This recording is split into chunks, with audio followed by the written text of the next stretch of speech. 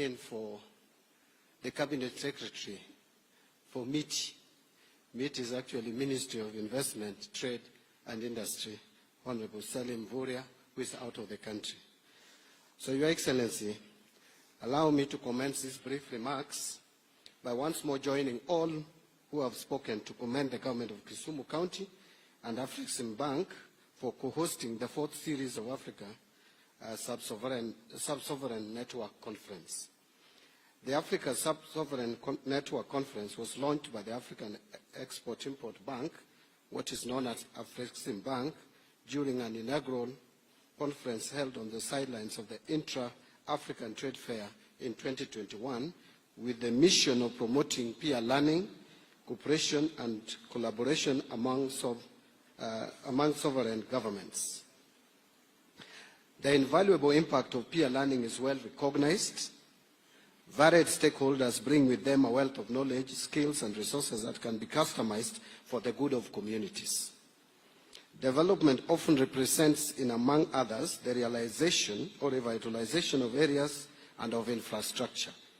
If government officials collaborate with the local business owners and community organizations to pool resources to fund initiatives like infrastructure improvement of an area, beautification or greening projects, then each can contribute their specific and unique expertise, be it design, policy making, or other expertise to ensure success of projects.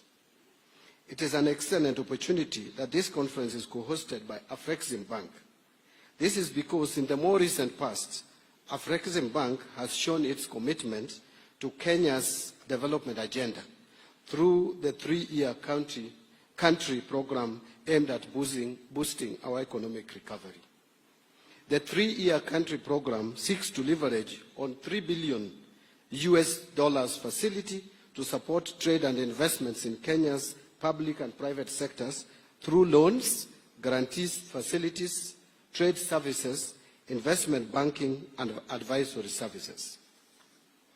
Also of note and worth emphasizing is the fact that Afrexim Bank is further actively involved in deepening an expansion of the banking industry in Kenya by expanding its lines of credit and other products offerings to Kenyan banks to equip them with the muscle to support the local economy. Your Excellency, when we talk economy and development, there is really no urgency in reinventing the wheel when it comes to Africa's development agenda. Agenda 2063 encapsulates not only Africa's aspiration for the future, but also identifies key flagship programs which can boost Africa's economic growth and development and lead to the rapid transformation of the continent.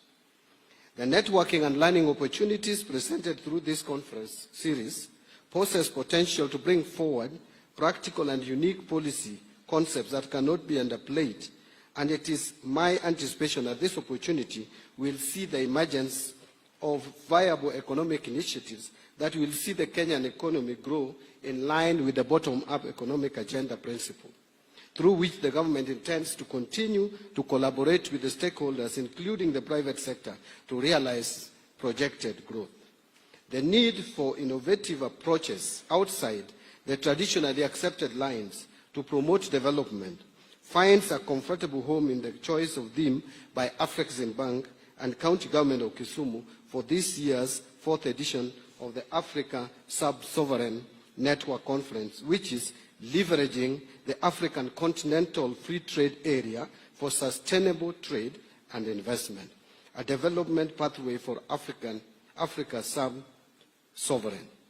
So trade across the region must thrive, and Afrexim Bank is one of the better placed institutions to guide this, since she has acquired considerable experience in successfully intervening and supporting its member states facing both short, medium, and long-term socio-economic challenges and crises, and supporting those member countries going through major macroeconomic negative shocks.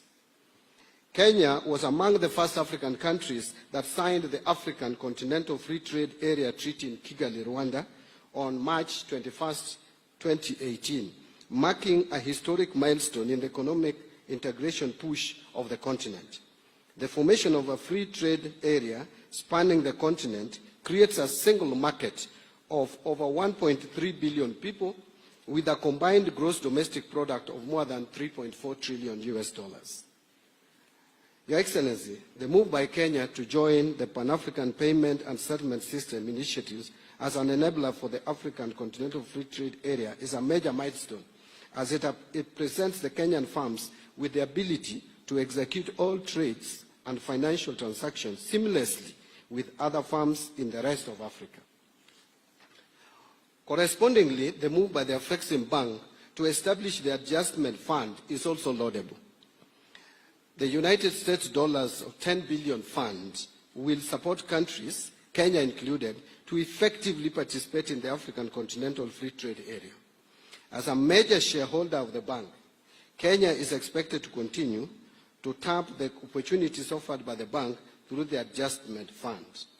Excellencies, ladies and gentlemen, some research suggests that people with a fixed mindset tend to approach goals more passively. A growth mindset of opportunities and entrepreneurial mindsets. It means not seeing hurdles, but instead seeing how to overcome the hurdles.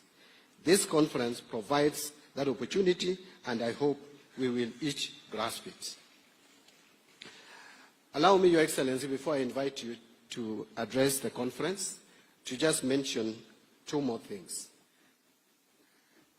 Your Excellency, I also want to associate with the sentiments of Professor Peter Nyang'o, the Governor of Kisumu, and also with the President and Chairman of the Board of Afrexim Bank, Professor Orama, on the issue of the challenge that this country is facing, and not just Kenya, but across the region, that is of unemployment. This is urgent and must be addressed. It is the most critical challenge that we are facing as a nation. And therefore, Your Excellency, in that breath, as we get support from Afrexim Bank, and I'm happy and delighted that the Afrexim Bank is ready and willing to support our special economic zones and industrial parks.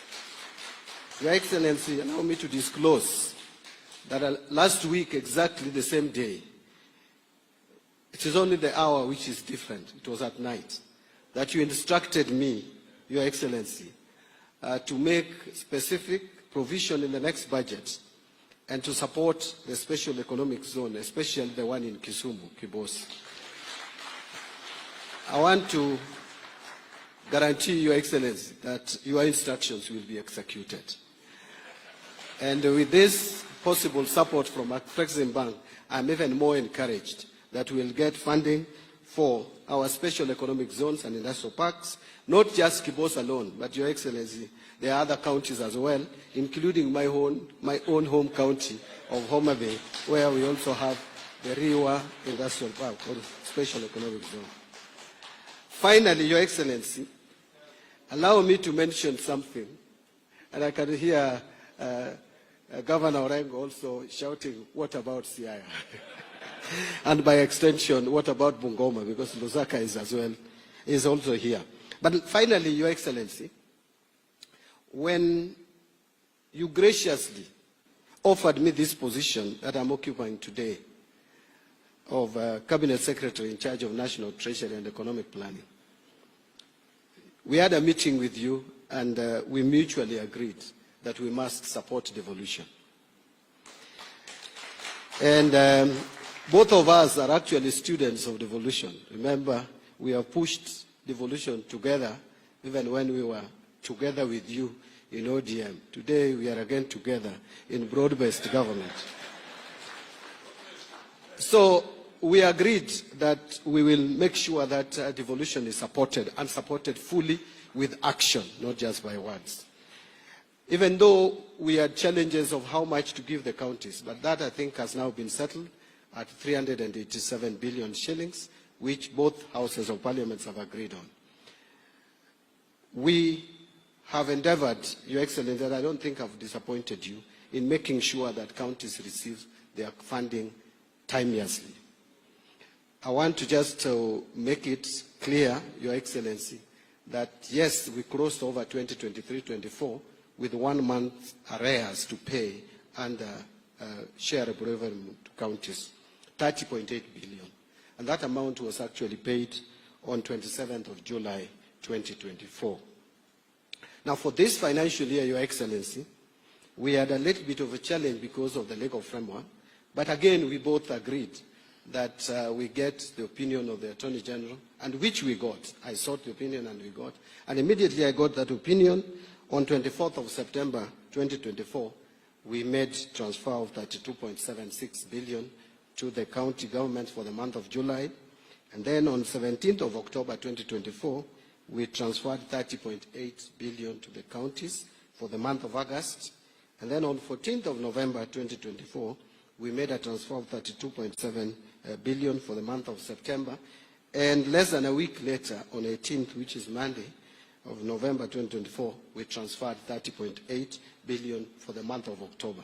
So, Your Excellency, as far as the national government is concerned, we don't have any arrears to counties, but something needs to be worked on. That is the control of budget and how that office can facilitate funds to leave the county revenue funds to the county governments. I think that needs to be dealt with urgently, and I'm sure the Deputy President will deal with that. We need to convene a meeting and see how to smoothen that process. Otherwise, Your Excellency, allow me at this juncture and my fellow participants kindly be upstanding as we welcome the President of the Republic of Kenya to come and address the gathering. Thank you very much, Your Excellency. Karibu.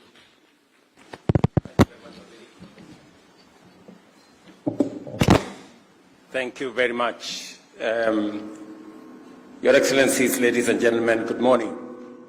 Thank you very much. You can take your seats. Asante sana.